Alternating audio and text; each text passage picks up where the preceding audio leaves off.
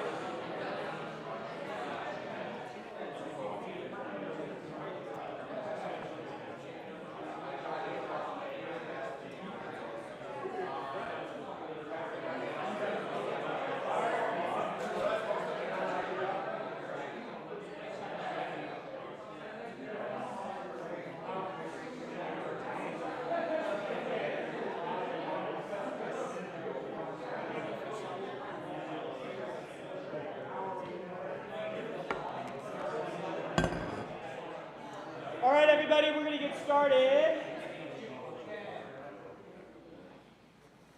All right. So Coleman, can we do a mic check? Check, check. Beautiful. All right, to kick things off, we'll start with June. All right, hey everyone, welcome to Greater Denver Transit's special Colorado Connector meeting.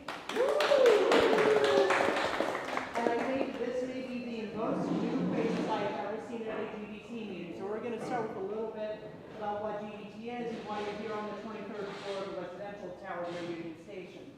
So Greater Denver Transit is an all-volunteer group of transit advocates. We are called Greater Denver Transit because we advocate for a vision of fast, frequent, safe, and accessible transportation all across the Front Range, but especially around Denver. So one of our big priorities this year was the Colorado Connector.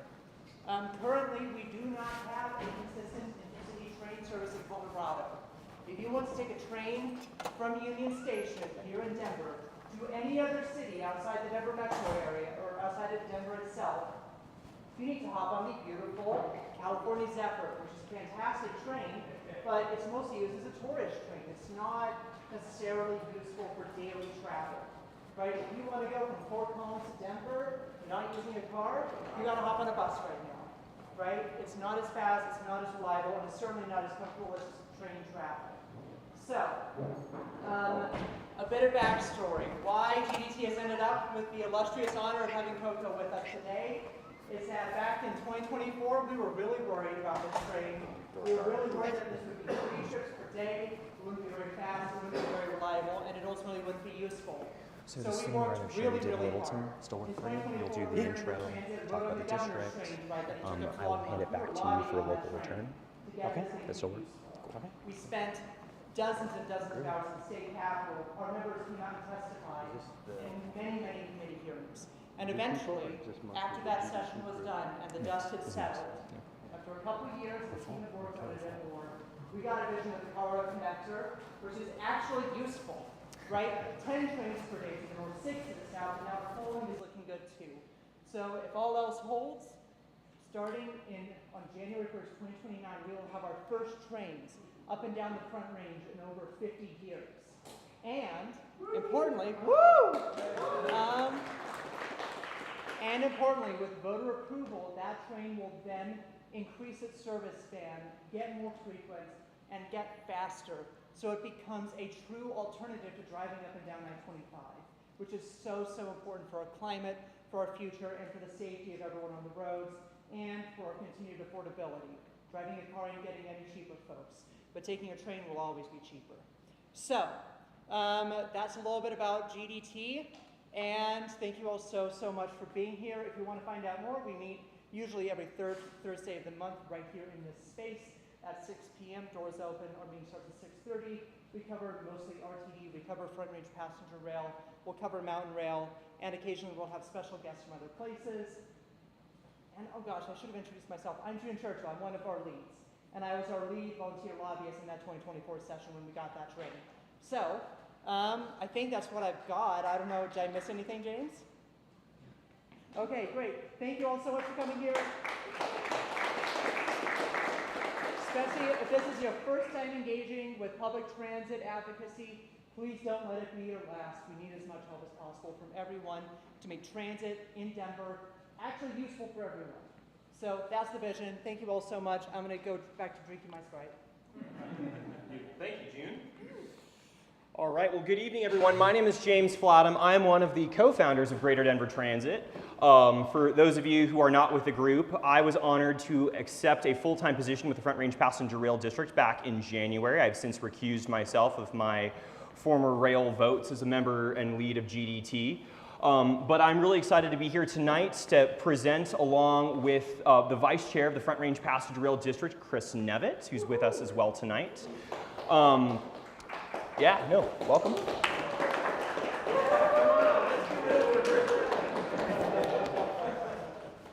So I'm going to hand the mic over to Chris in a second, but for those of you who have been following this project at some capacity, this is not a new idea, right? This project, some version of this has been a vision for a long time. What has fundamentally changed is a combination of partnership between the state of Colorado, a friendly legislature that has teed up the possibilities to make this project a reality, the leadership of Governor Polis, who's made rail a priority, as well as the new general manager of the Front Range Passenger Rail District, Sal Pace, has put this project into mass acceleration mode, and we are seeing so much progress in an exceptionally short amount of time. So we're moving really fast, and we're really excited to tell you more about the project. So I will start things off with Director Nevitt. Thank you. Wait, how does this work? You can clip it to your Oh, is this a microphone? yeah, it's okay. microphone. Here. I'm old and dumb, so. Thank you. It's great to be back here. I see a lot of familiar GDT faces, but also other faces as well. GDT is an amazing organization, so if you're not a member, you're not involved, I think you should get involved. They've done amazing work in a really short period of time. So, my name's Chris Nevitt. I'm the Vice Chair of the Front Range Passenger Rail District, and that is the entity that was created in 2021 by the state of Colorado with the express purpose of planning, financing, constructing, and operating intercity passenger rail along the length of the Front Range. And that has since become CoCo. So the Colorado Connector, running about 200 miles in the phase we can conceive right now, Fort Collins to Pueblo, but our mission is to get to Cheyenne in Wyoming and Raton in New Mexico, and actually connect sooner than that to Trinidad, which is really important because Trinidad, bizarrely, is where the Southwest Chief goes to connect us all to Chicago and Los Angeles. So 12 communities get connected with the Colorado Connector. Each train building up, as June said, to 10 round trips a day, up to 500 people per train. So that's 10,000 people a day. Shouldn't do math in public, but I think that's correct. As June stole my thunder, 2029 is when it's starting. So, people talk about train projects, and it's always like, oh, this is going to be the greatest thing since sliced bread. It's going to be so wonderful. Your grandchildren will love it. We don't want to sell you pie in the sky. We want to give you a meal you can eat tomorrow. And so starting trains as soon as possible, 2029. We're doing this in phases. We're doing this on existing infrastructure, so using the freight rail tracks rather than buying new property, building new track. There are some downsides to that, but the big upside is we can do it a ton cheaper and a ton faster. And like I said, we want to serve a meal you can eat tomorrow, not something your grandkids are going to eat 40 years from now. So, many of you probably already know this, coloradoconnector.com, that's the website, so you can see the entire delivery plan, and you'll soon be able to see the entire financial plan as well. You'll be able to look at the different stations, and each station is featured on there. I'll talk a little bit about what we're doing with the stations in a second. So what are we doing right now? What's the glide path? So we'll be doing tons of stakeholder engagement over the first half of this year. The delivery plan has been published. That's an absolute requirement, so you can see exactly what we're doing and how we're planning to deliver it. And then the financial plan, you got to see that as well. And then the big moment of truth is the end of this month, the board of the Front Range Passenger Rail District will decide whether or not to put on the ballot a question to the voters of the district, and if all of you live in Denver, that you're in the district, to support not just that first phase, but all the phases and build it out to 10 round trips a day. So this is the big vision, state line to state line, Fort Collins through Denver to Pueblo. Again, using existing tracks, not building new tracks, and eventually getting to Trinidad. And as I said, sooner than you think, 2029. So starter service, which will just be 3 round trips a day between Denver and Fort Collins. But we already have a term sheet signed with the BNSF, and I think James is going to talk a little bit more about our partnership with the BNSF, the Union Pacific, RTD, et cetera. These partnerships are really critical to making it possible for us to do what we want to do. 8 stations between Denver and Fort Collins, and I don't know to what degree y'all were paying attention, but RTD was talking about if they wanted to do it alone, they could maybe figure out how to get Northwest Rail, at least to Longmont, for about $850 million by 2045, I think it was, 2050, I can't remember. Doing it the way we're doing it, we've cut the costs in more than half, and we've shaved the time to 3 years, 2029. Phase 2, however, to get to phase 2, 3, 4, and 5, we need to have voter approval. So, big question, are we going to put it on the ballot? Magic 8 Ball suggests yes, but that's not definitive, and I'll talk about that a little bit more in a second. That'll be 200 miles, building up to 10 round trips a day.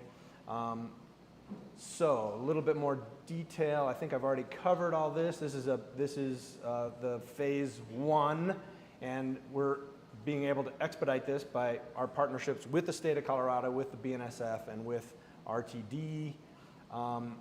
Yeah, and there's the full corridor. And again, not only do we want to deliver, a meal you can eat tomorrow, Denver to Fort Collins, but if that ballot measure passes, we want to get trains on the tracks and serving Pueblo as quickly as possible. And our delivery plan shows that if that ballot measure passes, we can do that within 5 years of funding. So once we get funding, by 2032, we can have intercity passenger rail serving the entire Front Range from Pueblo to Fort Collins.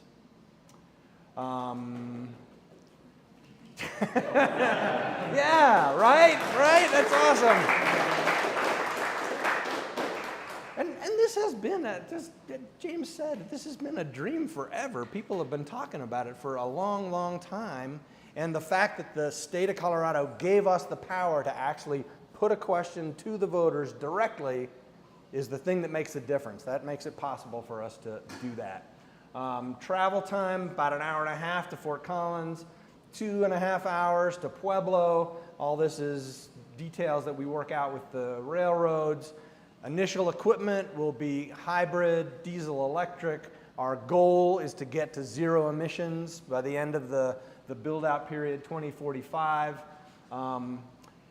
And top speed, 79 miles an hour. So some people look at that and go, oh, that's lame. We want high-speed rail. I've been to Europe. I've been to China. Well, I want high-speed rail. Well, we could give you high-speed rail to your grandkids, but that would involve buying property, building all new track, we want a meal you can eat tomorrow, and that means using existing equipment, existing technology, existing track, and the speed limit on freight track for passenger rail is 80 miles an hour. So this is ready to implement. I'm going to hand this over to our implementation specialist, the peerless James Flattum. Take it away. Thank you, sir. Now I give this back to you, right? Yes. Appreciate that. Just for everyone online. We still coming through, Coleman? Beautiful. Okay. So how are we going to get there? I think one of the key things that we just need to address, honestly, right? We exist in the RTD district. That is our zone that we live in. Why should you trust us? Right? RTD 22 years ago went to voters and put forward a vision, right? A lot of stuff got built with fast tracks. Union Station got revitalized, this entire neighborhood out of nothing. The A-line got built, but a significant amount of the infrastructure wasn't, right? To the northwest, the largest amount of mileage that was not completed overlaps with the northwest corridor between Westminster and Fort Collins. So what is it that we are doing differently? What have we learned in terms of a different approach that's going to be successful? Something that we can actually ground in best practices. Well, the first is fundamentally the ownership of this infrastructure are Class 1 railroads, private companies, right?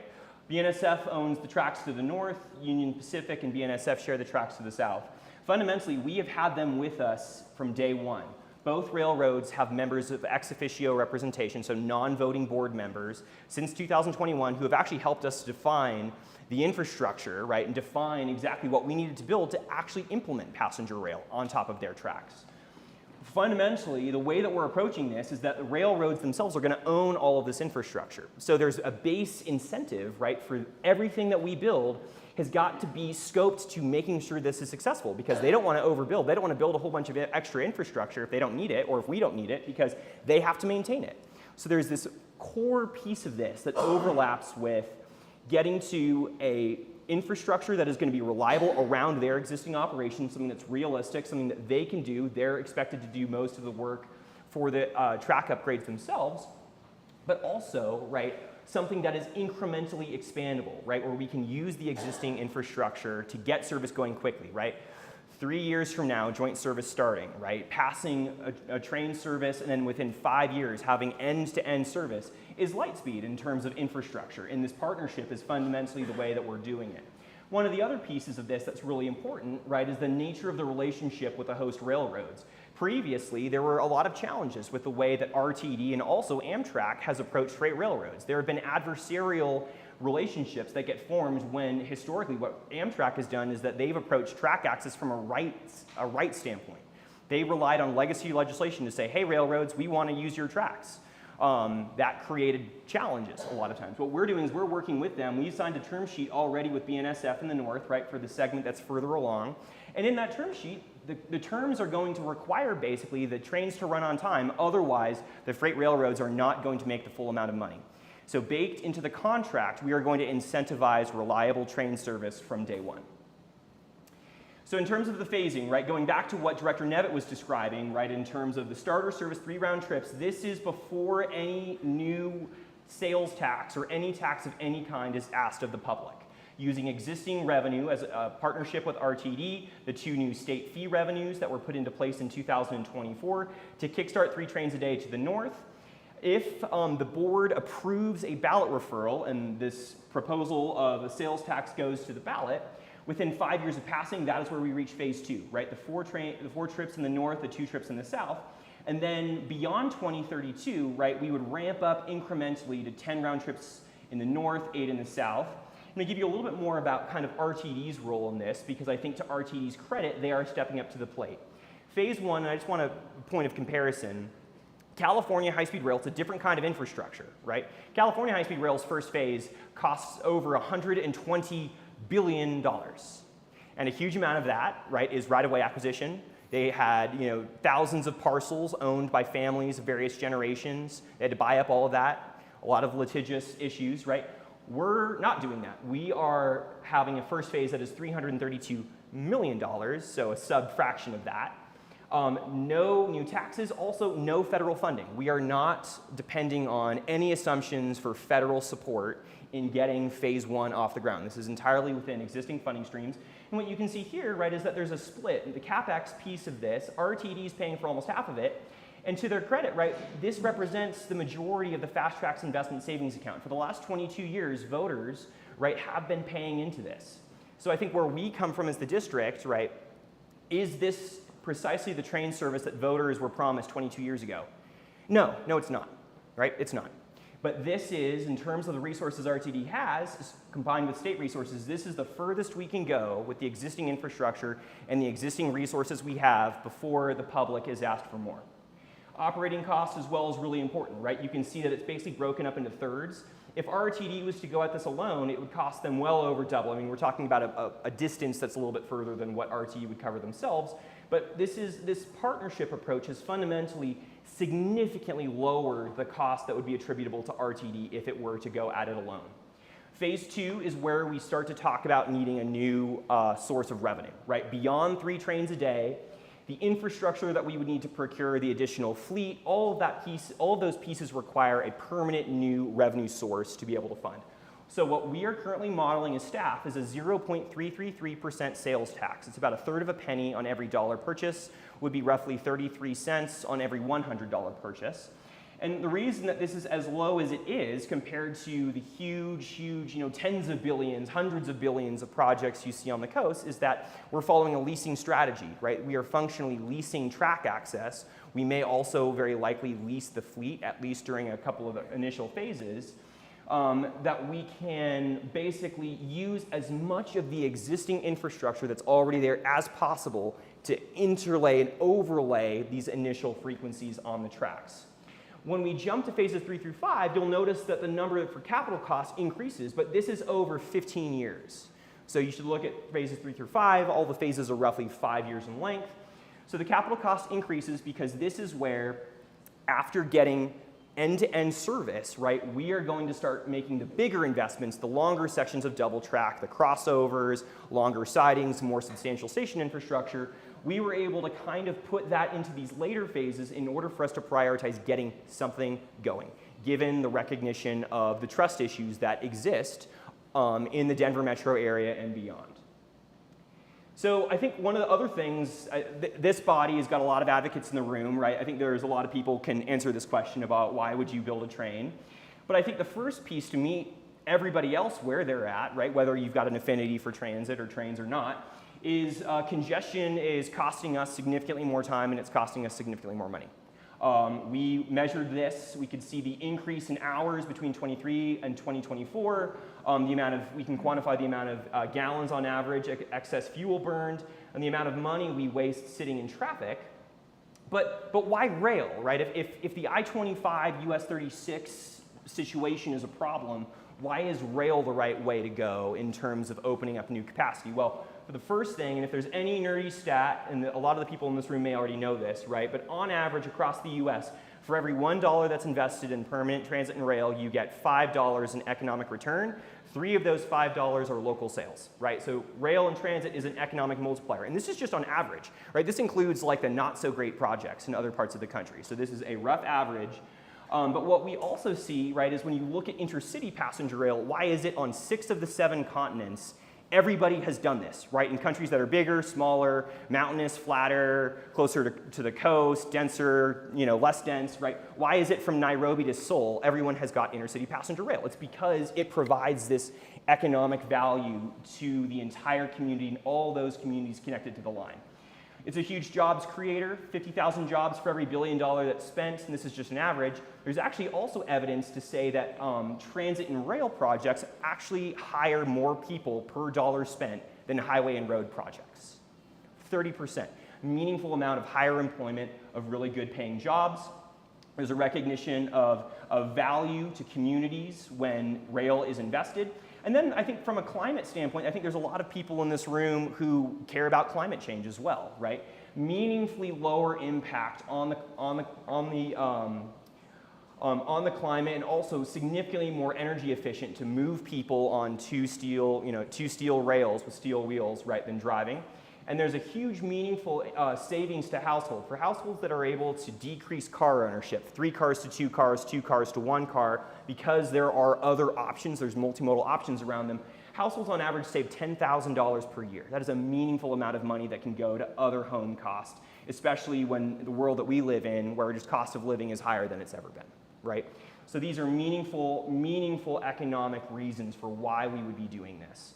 So why do we think that rail would work here, right? There's decades and decades of car dependency and only, let's just call it kind of a road and highway myopic investment strategy, right? We've built a lot of infrastructure in Colorado, but a lot of it's been highway and road, where the rest of the world has done something different, where they've also invested in rail next to their highway and road. What we can see in the US is that intercity passenger rail has been absolutely breaking and shattering ridership records consistently. For the last 2 years, Amtrak has broken ridership records for the services that are closest to ours in terms of state-sponsored rail, freight-owned tracked, all of those pieces. Those services, there's 10 of them, have been growing by almost 30% per year for the last 4 years. That is a meaningful amount of growth at a time when RTD's ridership has faced a lot of challenges. The reason for this, right, fundamentally, the world changed with COVID, right? COVID changed everything. Fewer people are going into the same office 5 days a week. But what's different is that with that extra time, that extra flexibility, more people than ever are taking these discretionary trips outside of a metro area to go new places. The demand for this is higher than it's ever been, and intercity passenger rail across the country has been growing. In addition to that, locally here in the Front Range, right, we can see that the bus service that we have that overlaps with our corridor has been outperforming significantly its broader system. So RTD's ridership growth compared to the Flatiron Flyer on US 36, the coach service. How many people here have ridden the Flatiron Flyer? All right, so almost everybody, right? It's been growing twice as fast as RTD's base system. The Transport Flex between Fort Collins and Boulder, how many people have ridden that? I think there's gonna be a lot fewer in this room. Okay, 2. Okay, that has been growing by almost 20% per year, Fort Collins to Boulder. The clearest, I think, corollary that we've got for demand is busing. We have coach service that runs today between Fort Collins and Denver and Colorado Springs. The North Line has been growing by 40% per year for the last 4 years. It's an unprecedented amount of growth, right? So when we look at why we think this is going to be successful, I live in this neighborhood. I walk through the downtown bus concourse all the time. You go at 3 or 4 o'clock, you will see the line for the Flatiron Flyer stretch around the corner, because literally we cannot fill buses quickly enough. There's a fundamental efficiency that comes when you run a train. A bus that is filled can carry somewhere between 50 to 60 seated passengers. A train can carry easily well over 300, closer to 500 when it's full, right? So it's more efficient when you have a ton of people who need to go to the same areas to use a train when you're at that level of demand. So the experience. I'm showing you a picture, and I recognize for those of you who are further back, it's kind of small, but what this looks like, it's a 2x2 cabin, right? A cabin on a train, 2 seats on each side. This is something that I think a lot of people associate with first class or business class on an airplane. This is standard coach on the new fleet that is rolling out on the Amtrak network across the country this summer. So the fundamental reason for why it's like this, especially compared to RTD, which has kind of got a more clinical interior, right? Those trains were built for capacity. They wanted to get commuters from where they lived to where they worked, as many butts and seats as they could. These trains operate significantly longer distances, so they're more comfortable because they have to be fundamentally, right? We're carrying people longer distances. They've got a lot more amenities. Absolutely standard bike storage. How many people want to take a bike on a train? Okay, yeah, so overwhelmingly, right, bike storage being a basic. Another thing that we've come a long way is with ADA accessibility, right? One of the challenges that we have in Colorado is that almost all of Amtrak's long distance trains that run through Colorado run on equipment that was built before 1990, before the Americans with Disabilities Act. That means that every passenger, right, in a mobility device, right, who rides is riding on a retrofitted cabin or a retrofitted train car. The world has fundamentally changed. I was down at Pueblo Transportation Technology Center, the test track, where this exact train was being tested. What is standard now is every single coach has got an automatic lift to board passengers, which is light years ahead from where Amtrak is. I don't know if anyone here has traveled with a disabled rider before, but the experience of having to get, a train pulls into a station. Today on Amtrak, an attendant has to get off, find a structure that's got some sort of kind of door. They got to open it, they got to unchain it. They bring out a mechanical lift, they wheel it over, they board the passenger, they notch it up, and then that passenger can roll onto the train. It's clunky, it takes a while, it doesn't have a lot of dignity. This is going to change that experience completely, right? This is going to add so much more dignity, and it's also going to be so much faster and more seamless because people have the infrastructure they need on the train that they're trying to board. In terms of travel option, I mean, I think the biggest thing we hear up and down, right, is the needing another option that gets people out of traffic. Fundamentally, this mode of transit is what gets people out of traffic, right? As much as we love buses and understand how important buses are, there's a recognition of that technology fundamentally has limitations. Often sharing, even on the Flatiron Flyer, the 120X, being stuck in traffic is something that still happens. It happened to me last week. So special event stations, two of the biggest things that have happened since our district started to study this is that we are getting 2 new stadiums that we didn't know about in 2021. The Broncos are building a new stadium at Burnham Yard. The women's soccer team, the Summit FC, are also building a new stadium at I-25 and Broadway. So while we as the district didn't know about these projects back in 21, because no one else did, right? Our right-of-way, our tracks go right next to these stadiums.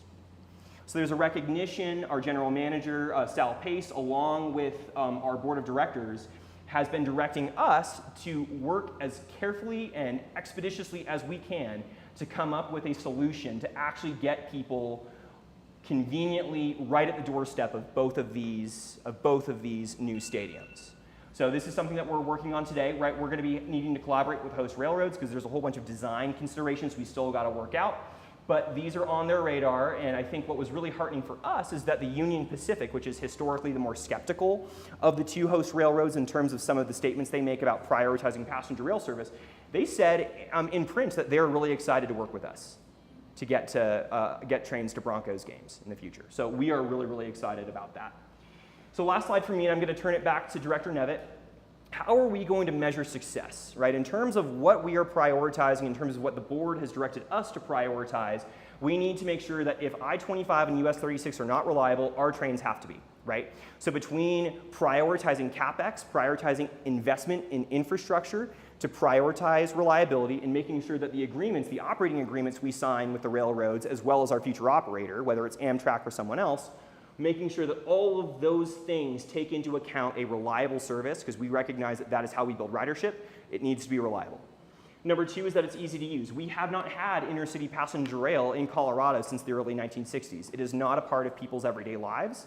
So if we're going to expect to get ridership, to get people to try this and use it, we got to make this as easy as we possibly can. We got to look at best practices around the world in terms of wayfinding, in terms of ease of boarding, right? The ADA elements that I was talking about, making sure that these trains are accessible for everyone, and making it as easy as possible, even the ticketing, right? Making sure that all of this is seamless and intuitive as we possibly can.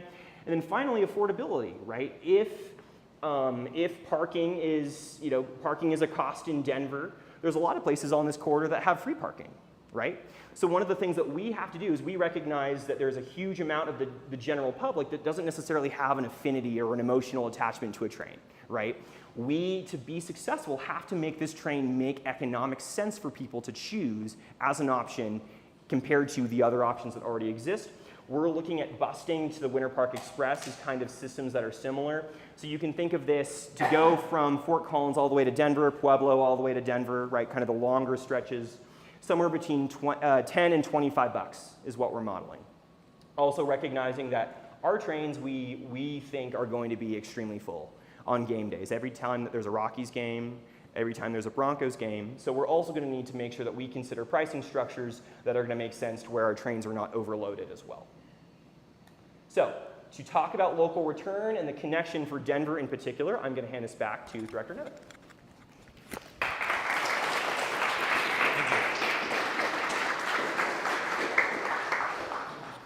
Thank you, James. So, local return. This is a really interesting and innovative thing. I don't think this has been done anywhere before. So the fundamental notion here is that, I mean, you can see our enthusiasm. We think we're delivering an amazing asset to every community that has a station. But we don't want to just show up and say, okay, we think the platform's going to go here, and the train will show up, and this will be our schedule, and hope you guys have fun with that. We want to figure out how to best take advantage of the asset that we're delivering. And that's different for every community. We don't know the answer. The community that is hosting the station has the answer. And so we are working very, very closely with every community that's hosting a station to work out how to do the multimodal transportation, the multimodal connectivity to the station, and do they want parking, or do they want housing, or do they want commercial space? Is there infrastructure that needs to be built? Not only do we want to be a thought partner in that way with all of these communities, having them lead us about how best to take advantage of what the CoCo service is delivering, we also want to be a financial partner. And so we will be delivering tens of thousands, and in the case of Denver, hundreds of thousands of dollars for the locals to spend on executing those plans, on executing on the infrastructure and other investments needed to be made to take advantage of the CoCo service. And so we're doing this up and down the Front Range, from Louisville to Denver to Pueblo. Every community is going to get money to actually execute on those plans.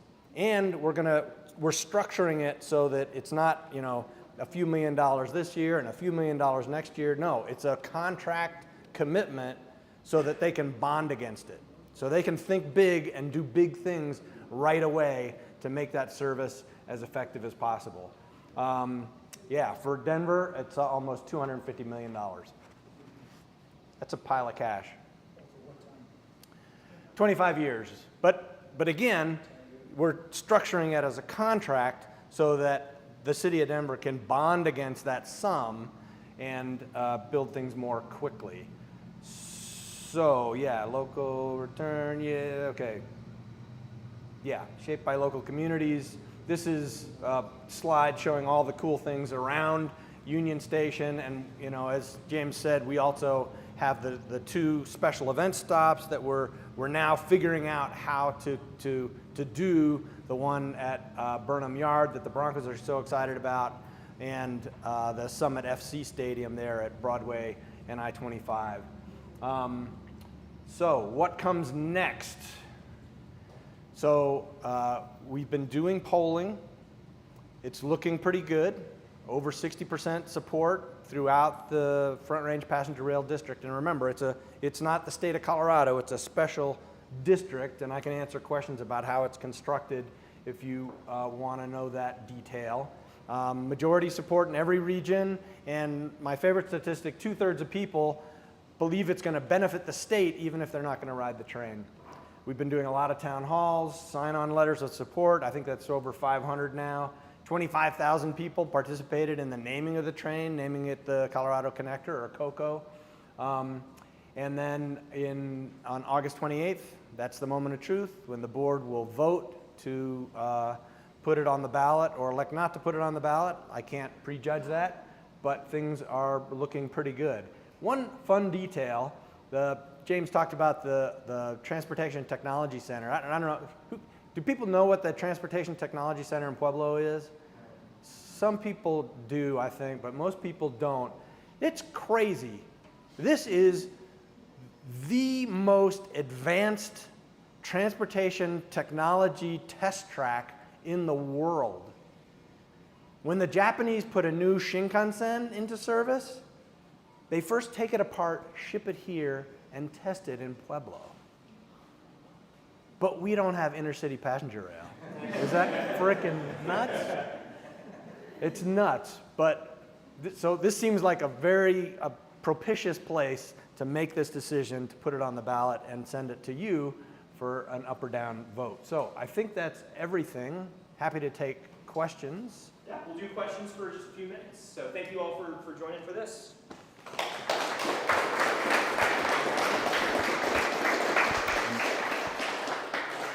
Are we sharing this little device? Yeah, Okay. June.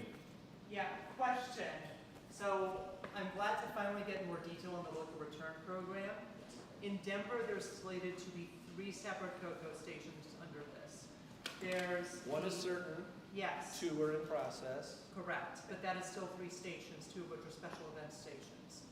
How is that local return structured if you've got multiple stations in your municipality? Does it have to be split evenly among them? Can you concentrate around one? Like, what does that look like? Or is that a negotiation? That's a negotiation. So all of these, we've figured out the algorithm. It's based on population for how much money each community gets to support the station, but then that needs to be negotiated with the community and memorialized in an intergovernmental agreement. So that will take a little while to figure that out. And I think if we nail down the Burnham Yard Station or the Broadway Summit FC Stadium station, we'll have to think about, you know, how that money is distributed. But Denver will also be thinking about how that money is distributed. You call them people. Okay, This is yes, your, this you is your hear that. group. Like ticketing, would you buy in advance a specific seat versus accidentally having a bunch of people show up and not all of them fit on a train, like interstate? So I can speak from a staff standpoint, both myself and I think when I talk to my colleagues at the Colorado Department of Transportation, CDOT, I think we are very interested in reserve seating for that reason. Game days in particular are going to be full. Yeah. And I think we don't want chaos. We want people, when they buy a ticket, to know where they're going to sit. So this is something that's being rolled out across the Northeast Corridor right now and on the East Coast of the U.S., so it's not unprecedented. Amtrak's got a model for it. A lot of the other operators as well. One of the other points of clarification to make is that Amtrak is not the for sure operator beyond phase 1. Amtrak is our agreed upon operator for the starter service, but we intend to do an open RFP that's going to give an opportunity to have a competitive process for phases 2 and onwards, right? And we're going to be looking at those elements like flexibility, right? Can the operator question, right, provide that level of certainty for the passenger experience? Number 2 is another thing that we hear a lot about is dogs. Colorado, I think most people here would say, is a dog state as well, right? Amtrak has a policy that heavily restricts what kind of dogs you can bring on the train. Now, there's insurance reasons for why that is. There's some liability stuff that needs to get worked out. But we recognize that if we want to have a successful train in Colorado, we got to figure out something that's going to work for families that are traveling with pets. And we also need, you know, a competitive pricing structure. What the standard we've seen is that there are standard discounts in fare programs for people who are seniors, riders with disabilities, for kids, right? There's multiple different price points to make sure that we can make this train competitive for groups, and we're going to be looking at all of that very carefully. Actually, I just wanted to add one more thing about ticketing. So, you know, this is a spine. It's connecting all these communities up and down the Front Range. And RTD is an explicit partner right now, a funding partner in phase 1 and then for other phases. But RTD is not the only transit agency in the state. So we want to have interoperability, not just with RTD, but with the Springs, with Pueblo, and with Fort Collins, so that it's super, I mean, James talked about, you know, having it be easy and intuitive, but to be able to book your ticket through your app for Fort Collins Transit, so that, you know, you can take Fort Collins Transit to the Fort Collins station, take Front Range Passenger Rail to Denver, and then have your ticket already for RTD in Denver. That's the goal. Don't have it all worked out yet, but that's our I intent. guess I'll say, like, you want as many people to use it as possible, but you don't want at the end of a football game to have 200 people that can't get a train home. Yeah, for sure.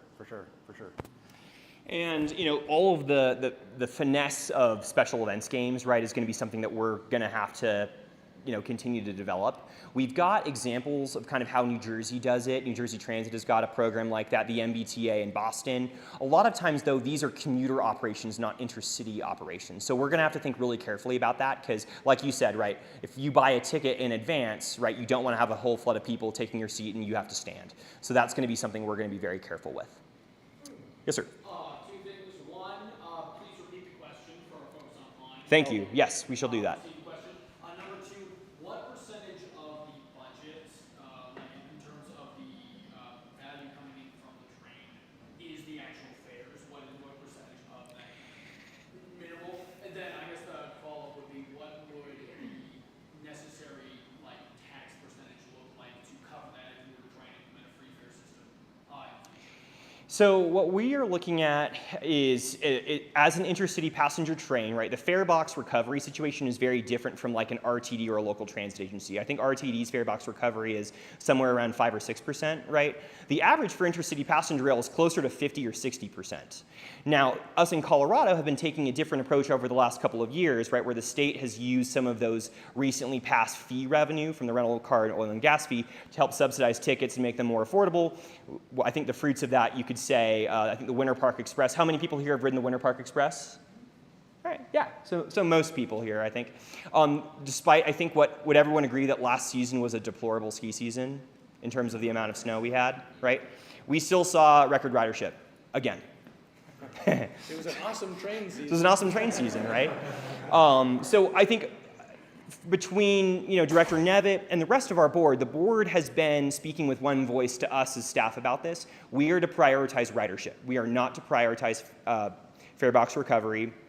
We have basically put together a plan that's got a lot of contingency in it, so cushion, financial cushion, because of what we saw with fast tracks. So this is something where, in terms of like adjusting the sales tax to be lower or higher in order to cover kind of the fare difference, it's going to be so exceptionally small by that logic. Because fundamentally, right, the really biggest pieces of expense, right, is first of all the capital cost, right, of putting in the upgraded transit infrastructure, leasing or owning the trains themselves, installing the positive train control, the safety system. It's a digital system that has made collisions between train vehicles, I can't say impossible, but wherever it's been turned on, it's extremely improbable, it's extremely unlikely, right? So I think from that standpoint, right, those are kind of the big three costs that we are having to model around, plus all the uncertainties. The further out you go into the future, right, just in the last 20, since RTD fast tracks, right, we had the 2008 recession, right, we also had the oil price spikes right before that, we had the steel price spikes from the China boom, then we had COVID, right? So there's been all these things, and we don't know what the future is going to have, right? But we need to make sure that we've got cushion and we've got flexibility to make sure that our plan still works, right, when we have some of those situations like economic setbacks or cost spikes and stuff like that. That is kind of the core thing for how we've designed the sales tax ask. Is there a chance the operations get combined with Mountain Rail? Because they're at the same time might be similar equipment? I'm going to let you... I don't think I know the answer to that question. Well, I mean, that would okay. be cool. So the question was, is it possible that Mountain Rail, which is another state-led rail expansion, get combined with Front Range Passenger Rail? I can say that in some ways there's going to, no matter what, there's going to be like synergies, right? In the sense that like Amtrak is the operator for both joint service Phase 1 and Mountain Rail, right? It's been contemplated that they could share fleets, right? There's those elements that are baked in that are very, very likely. If you're talking about management of the rail programs in Colorado, if you talk about the opportunities for us to, hopefully set up rail for success in the future over the long run, there's going to be opportunities that we're going to be looking at, right, in order to make sure that the district is got the people in-house that it needs, that our collaboration with CDOT makes sense. Colorado Transportation Investment Office, CTIO, is funding a lot of Mountain Rail, right? So there's pieces to this that I think if you talk to Sal Pace, our general manager, if you talk to Lisa Kaufman from the Gov's office, right, we want to make sure that this is efficient because right now there is funding scarcity across the state. We can't have multiple departments doing the same things. We're going to need to structure this in a coherent way that's going to be efficient. Actually, I just want to add something on finances. So James might have gone over it very quickly on one of those slides, but our whole capital and operations stack, if you remember, he said no federal funding. No federal funding. So we are not counting on a penny of federal money for this. We don't want to make promises that we can't keep, and depending on grants from the federal government is not part of that. Now, should federal funding become available, that would be awesome and help us to do this faster and do this better, but we're not counting on it. But speaking of federal funding, we have here quite possibly the next representative for Congressional District 1. Malat Kiros. Thank you very much. So we may have an ace in the hole when the federal government comes to its senses and decides that funding rail is a smart idea. So one of the really critical pieces, the last thing I'd add to that is that we are going to make sure that our project remains eligible for future federal funds. That is a huge amount of the legwork that staff, along with the Colorado Department of Transportation, CDOT, have been putting into this. So if in the future federal dollars become available, what that really would do is it would be able to allow us to accelerate that 2045 timeline. We'd be able to deliver service faster than that. Any other questions for Bruce? So a lot of the presentation guys seem to focus on getting people either from north to Denver or south to Denver. Is there planning to also be time competitive for someone, say, going from Colorado Springs to Boulder, or through Denver, but not having Denver be their station? So the ridership modeling that we have done, right, it's got limitations in the assumptions that it makes, right, but it assumes that very, very few trips go through Denver. I personally, that kind of, my intuition says that there's going to be some more than I think that modeling says. That said, right, when we do, Did you want to repeat the question, yeah. The question was, do we expect the train will be time competitive to be able to get people from, say, Colorado Springs through Denver to Boulder, right? So the modeling for the timetables we've done is for the trains that go through Denver to continue through Denver. So southbound train coming from Fort Collins would have a layover in Denver, and it would keep going. You wouldn't need to switch trains under the current design that we have. At the same time, we're also trying to make sure that it's reliable. So one of the things that we're going to look at is we expect that the north segment is going to be very reliable because it has such limited freight traffic on it today. It's going to be really easy for us to make that segment reliable. The south segment is going to require more infrastructure to be built to make it comparably reliable. So what we're going to do, I think, is we're going to look very carefully after testing it for a couple of years. Does it make sense to have trains lay over in Denver and keep going, or does that create cascading delays? If you look at other systems like Amtrak Cascades, a lot of their trains don't go through. A couple do, but most of them don't. So we're going to look at this really carefully, I think, based on making sure that reliability is number one, right? Can we get people reliably where we say we're going to get them? Yes, ma'am? I'm curious, this sounds amazing, but I'm curious what the opposition is. So you said the polling is around 62%, so like, how do we advocate for this for the other one? Yeah, we've had so the question was that it sounds like this has got a lot of support behind it. What is the nature of the opposition, and how can the public who's interested in the project support it? Yeah, so we have had 4 consecutive polls, right, that say we're over 60% 4 consecutive polls, right? So we're not just relying on one, right? We're not hoping to gain ground, right? We have a considerable amount of legroom, which is why I think staff is making the recommendation to the board that we see a path forward. In terms of the nature of the opposition, right, the voices that we have seen writing in opposition of our project are the voices that have also opposed other rail projects of all forms.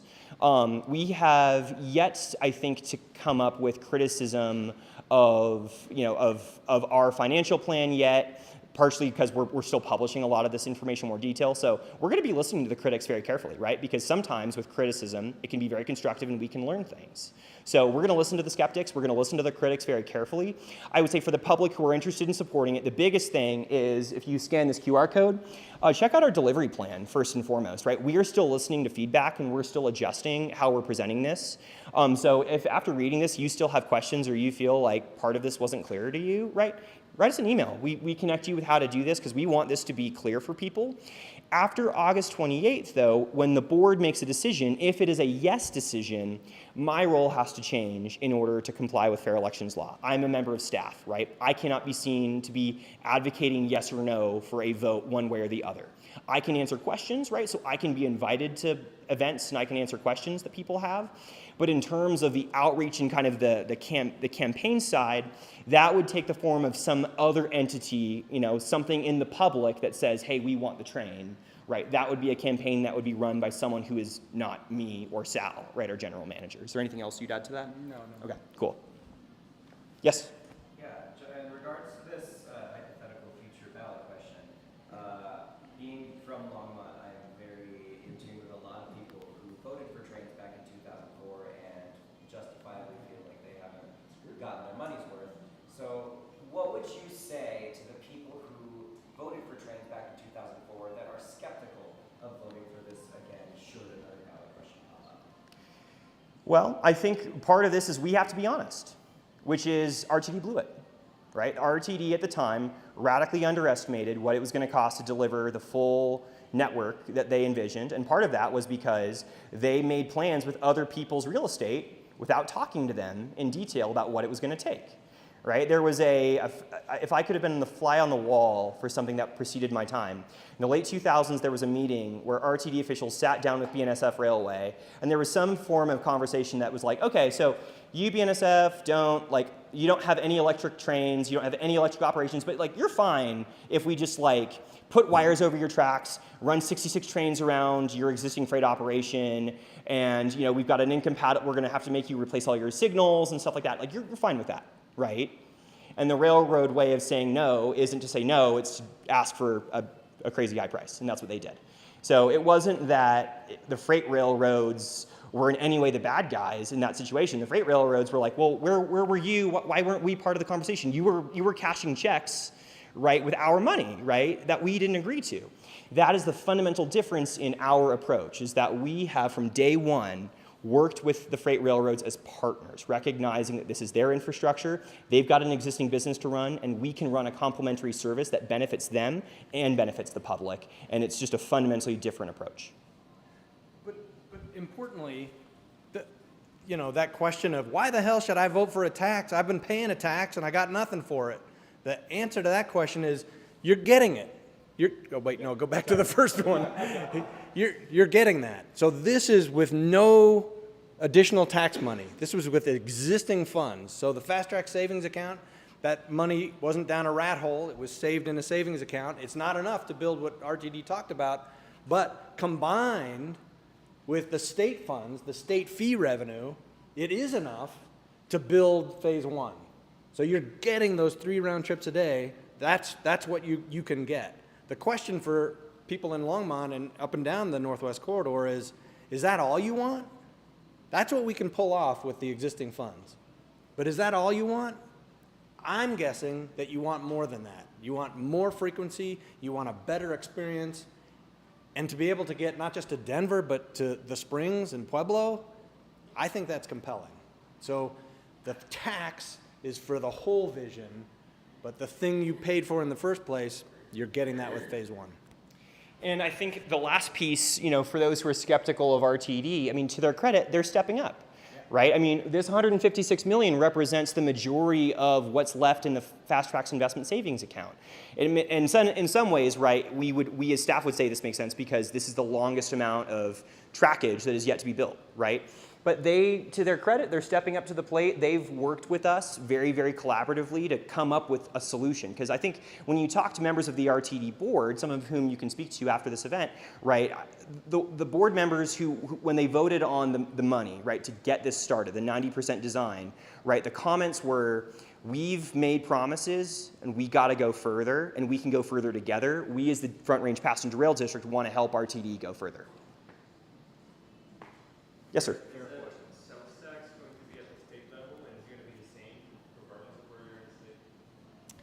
So the question was, is the sales tax, what level is the sales tax going to be, and is it going to be the same across the board?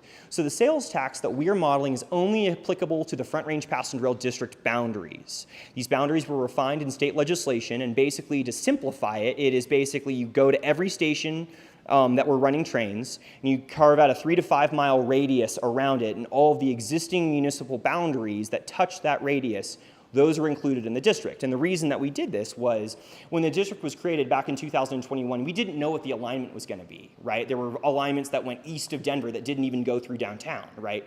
A lot of that stuff was shelved, right? But by the time, right, we were contemplating a ballot question, our district was really, really, really wide, including people who were going to be a lot further away from the right-of-way.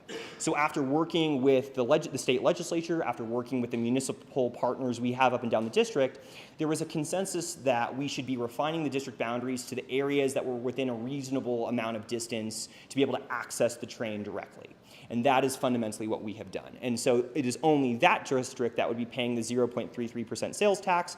And in all of those municipalities, if this was to proceed as we've modeled it, if it was to pass, it would be the same 0.333% sales tax in all of these station district municipalities.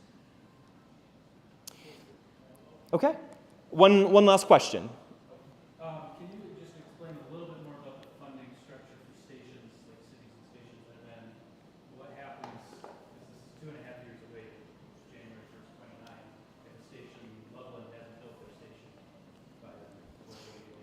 So there's a couple of pieces to that, right? The question is how does the funding for stations work, and what happens if the station progress is not the same across the entire corridor? Will you still introduce service if someone's behind, right? The critical point for that is that within the right-of-way of the tracks where the actual platform is going to be, that work is going to be done in concert with a Class 1 host railroad. That is not going to include the city directly for the amount of property that's within the freight right-of-way. The reason that the partnership with the cities is so important is that people need to access that right-of-way somehow, right? So at the beginning with joint service between Fort Collins and Denver, the access is going to be very, very, very basic, right? It's basically all the stuff that is required to have a safe passenger service to start with. It's going to be, you're going to have a concrete platform. It'll be ADA accessible. There will be lighting. There's going to be a shelter of some kind. Very, very basic infrastructure, right? But if and only if the project goes to the ballot for more permanent funding, right, that is where that local return program kicks in, right, to make sure that as the train system grows, as the investments come in to expand frequency, all of the surrounding infrastructure to make that station successful and organically connected to those communities can be made according to the priorities of those cities. So the local return program that we talked about that Director Nevitt walked through is connected to the size of the population of each of these respected municipalities, right? So the larger the population, the more money they get, right? And that there's guardrails to how it can be spent, right? We're not going to allow that money to build a bowling alley, 5 miles away from the station, right? But in terms of the last mile infrastructure, it's going to be designed and implemented according to the local city priorities in accordance with the intergovernmental agreement that we signed. So, okay, I will do final question for Coleman since you are AV. Last question from online. From online, okay. As far as ticketing, I know it's going to be primarily reservation-based. It's going to be a very high-demand system. In the future, as we increase services, are there any thoughts of providing non-reserved spaces where people can turn out and ride the train?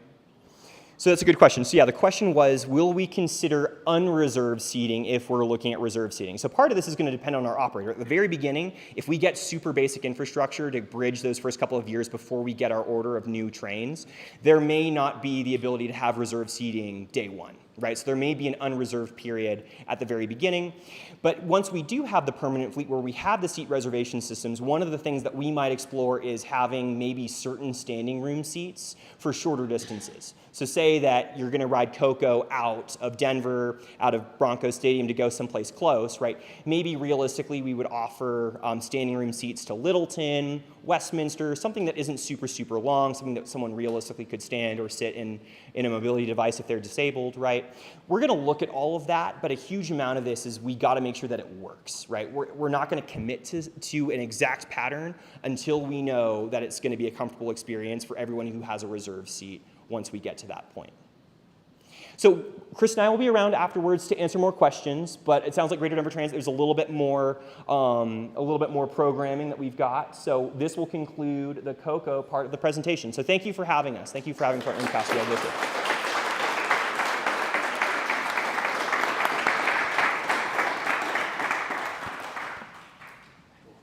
Thank you, James and Chris. I'll be super quick because I know a ton of people are not used to Greater Denver Transit.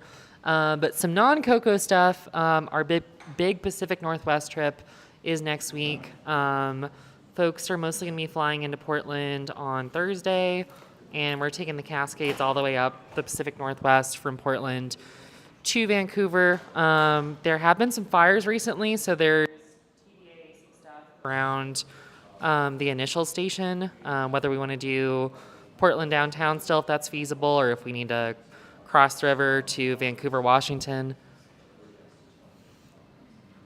Sorry. It's like a little loud. Thanks. But yeah, just check our Slack for that.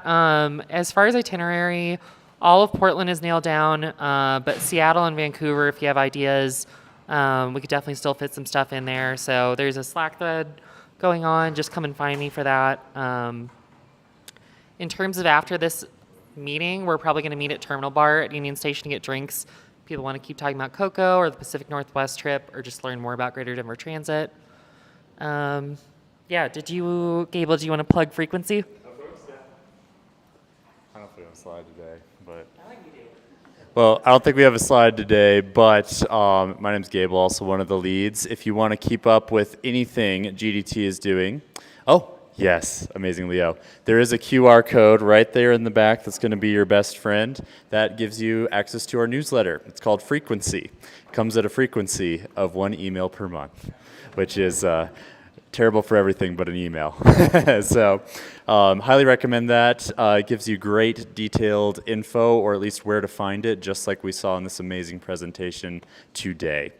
So it's all the inside news about what's happening in our region. So hopefully you'll become a subscriber. And we try to make it look really cool too.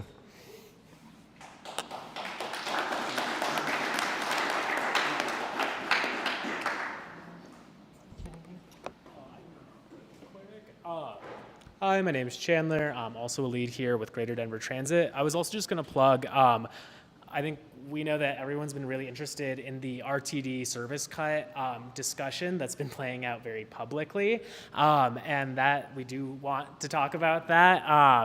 I would also say if you really want to get involved, today there was a briefing on the COA process, which is their comprehensive operation analysis, RTD Connect, which is how they're drawing all the little lines on the map, and part of that and what they're delivering there will also be informing the 2027 service cuts, so how they're going to make that $20 million cut that the board recommended to look into for next year.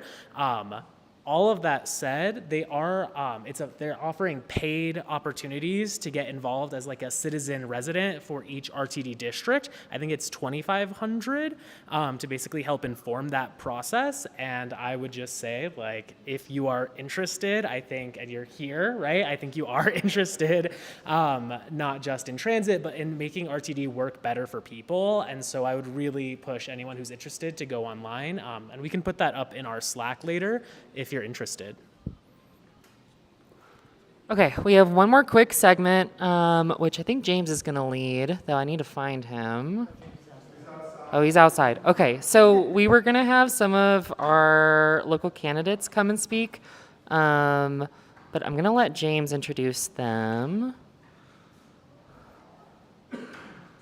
James, so I heard a rumor from Little Birdie that you're going to introduce some local candidates for us. For office? So, yeah. All right, well, I think in a lot, Chris, would you like to come up and speak for a few minutes? Someone that GDT has already endorsed, so already got the stamp of approval. But yeah, take the floor. Thank you. Yeah, no, I'm really proud to have earned the endorsement from Greater Denver Transit for the primary campaign. I really appreciate that. I will be coming for it for the general as well, too. Yeah, we won a little over a month ago, which is really, really incredible and a testament to the 6,500 volunteers that supported our campaign. We knocked over 115,000 doors, and we made over 500,000 phone calls to residents in this district to talk about the better world that we were all fighting for. And I was really proud to have a campaign that was incredibly diverse across ages, across race, across where in the district you lived, and across what kind of issues actually brought you out in the first place. And so I would say that the thing that threaded every single one of those issues, though, was that we just want to see representatives that are actually going to fight for us and are going to fight for meaningful changes that are going to bring relief for working families in this district and in this city.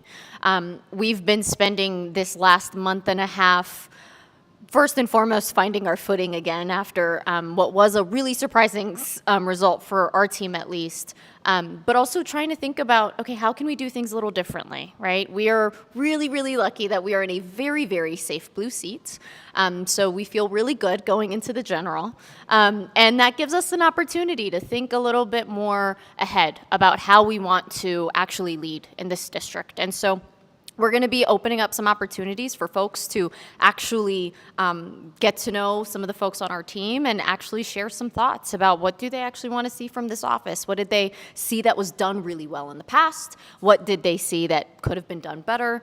And we just want to listen and figure this out together. And we're going to also be tackling some pretty tough topics. We're going to be talking about things like AI. We're going to be talking about Medicare for All. There are a lot of big issues that are coming down the pike. And and we don't have to wait for Trump to get out of office before we can start laying the groundwork right now. My philosophy has always been that the real election that's going to matter for our democracy is in 2032. We're going to win the White House in 2028, and God willing, we'll have a trifecta, and that'll be our opportunity to actually do things. And if we can deliver for working families in that first administration, then whoever tries to fill the shoes of Donald Trump in 2032 will win, because we delivered. And that's ultimately what voters want to see again from our party. And so for that reason, I've also been spending some time traveling, supporting other candidates that have been running in races very similar to ours. I'm really proud to say that, you know, some folks that I'd endorsed in Michigan, including Dr. Abdul El Sayed, William Lawrence, and Donovan McKinney. Donovan actually joined us out here in Denver for a rally, you know, about a month or so before our campaign, and he's one of the greatest people I've ever gotten to know. So I always said this was a numbers game, and I want to go in there with as many friends as possible to make sure that we can actually do the things that we've talked about. So that's just a quick update on our campaign. I don't know if we have, am I taking questions? Is that a thing? One or two? Okay. If there are any. Yeah, no pressure. Cool. Okay, great. Thank you all so much. I really appreciate it. Big round of applause from Alec Heroes. Okay. So how about Mr. Harrison? You are also running for RTD. Woo!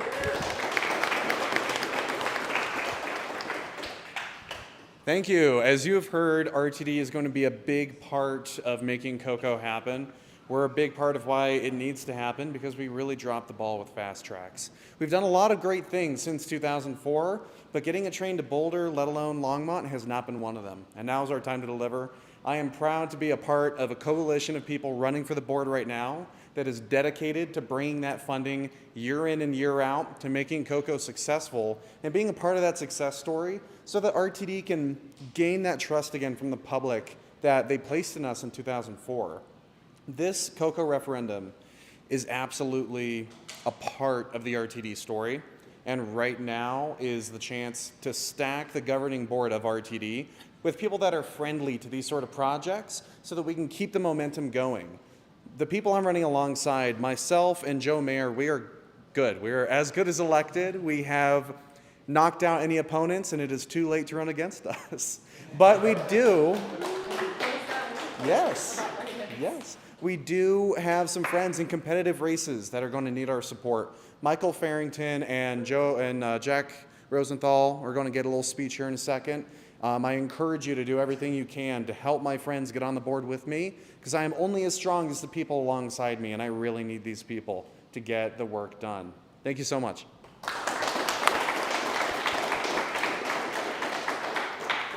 Okay, so that is all of the local candidates who we've endorsed. However, we do have some more. Oh, except there may be a recorded or proxied statement. All right, let's do it. Hi, everybody. Thank you all so much for being here again and supporting what we're doing here at Greater Denver Transit. I wanted to give you two updates. One, speaking to Michael Farrington. We're very grateful to know that Jack Rosenthal has frankly exceeded his fundraising goals in terms of what he needs to run this race successfully. But Michael Farrington needs our financial support, as GDT is one of our bases, and we are facing another deadline that is going to be critical. We just got our SOS letter back that he is officially on our ballot, so that is huge news. Hoorah. And now we are facing down a candidate who is, for one, pro-car and pro-highway, so we need to shut that shit down. But number two, we are facing a candidate who has a lot of infrastructure behind her.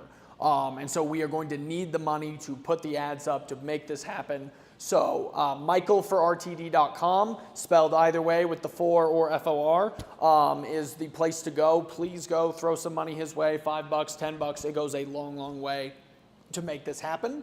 Number two, some of you were here last time when I talked about the graduated income tax. We just submitted our signatures as of a week ago. We are now on the ballot to make sure that we can support programs like this in the future.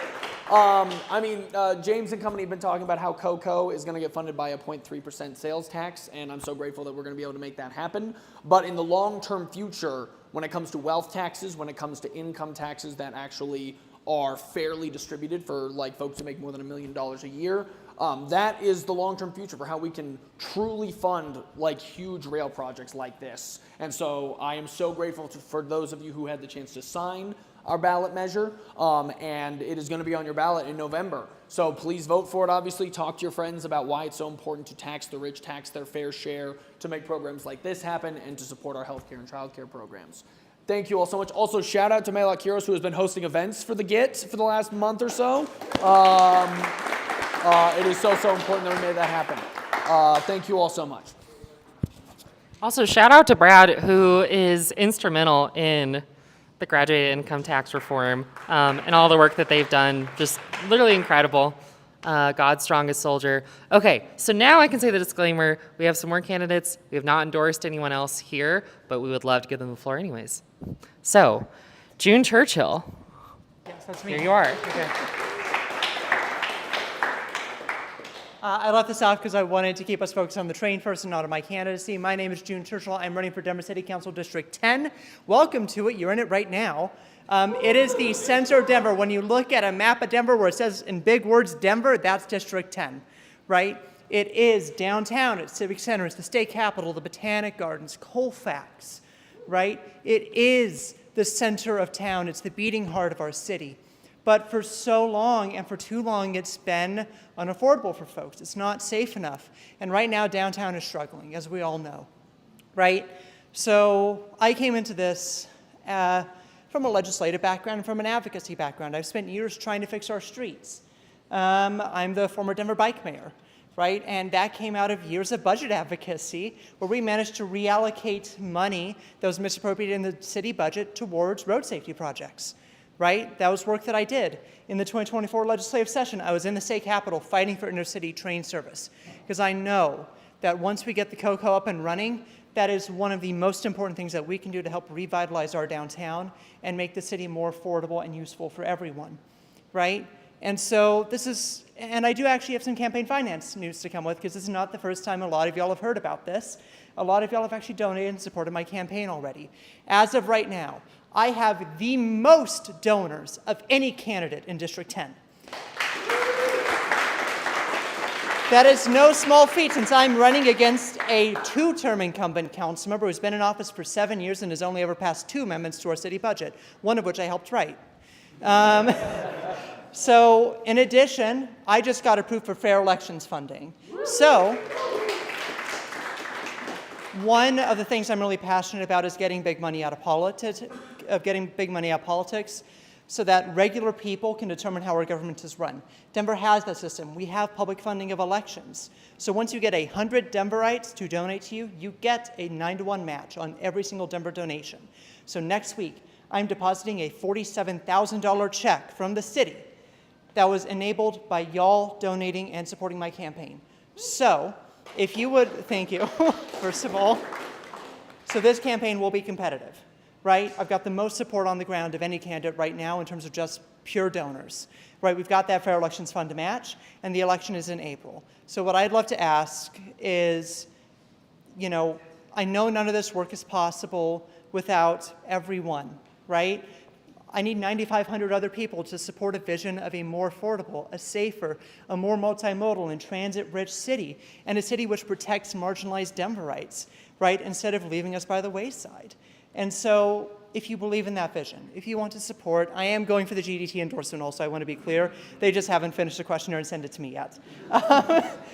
But if you believe in that vision, please come find me after this. I will stick around, and I'd love to talk to you, especially if you happen to live in Central Denver. Let's talk, right?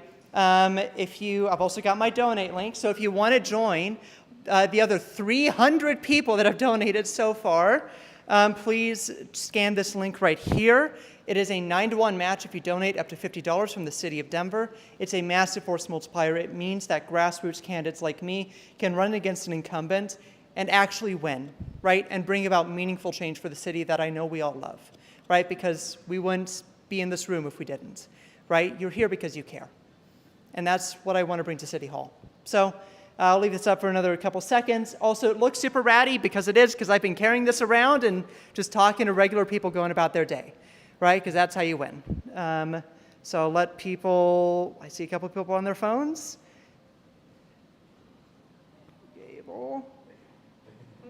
And thank you for letting me take your time. I will talk to you after this meeting, and let's talk about Denver. Let's talk about making our streets safer, making our city more welcoming, making it more affordable for everyone. All right, thank you so much.